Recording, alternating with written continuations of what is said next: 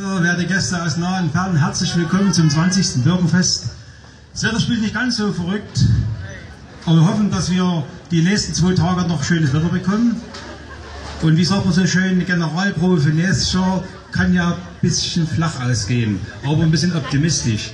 Natürlich hätten wir das Wetter von vorige Woche gern gehabt, dann wäre natürlich jetzt schon mehr los und man würde im offenen Hemdskragen da sitzen, aber wir werden trotzdem feiern. Wir lassen uns durch das Wetter nicht das Fest vermiesen.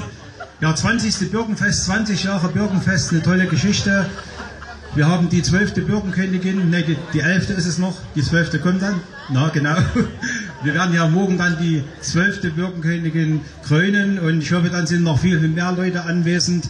Und die Ariane ist ja die 11. Birkenkönigin, 20 Jahre Birkenfest, ist eine tolle Geschichte für Kolditz und ich freue mich ganz besonders, dass Sie trotzdem heute bei diesem Wetter gekommen sind und möchte Ihnen für die nächsten Tage viel, viel Spaß wünschen.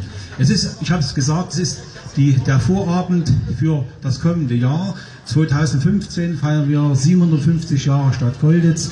750 Jahre ist eine lange Geschichte und der Auftakt zu 57 Jahren hatten wir ja schon im Herbst 2013.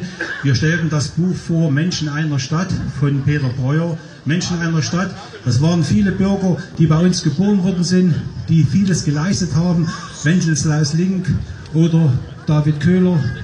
Auch ganz normale Menschen, die nicht ganz so viel erreicht haben, aber die uns gut vertreten haben. Zum Beispiel Diana Müller, die Kernschnitte in Köln gemacht hat im Pfarrhaus. Ein ganz tolles Buch. Im Herbst wird die 2. Auflage folgen. Also das ist sehr interessant, sich dieses Buch anzusehen, um die Kolditzer Geschichte kennenzulernen.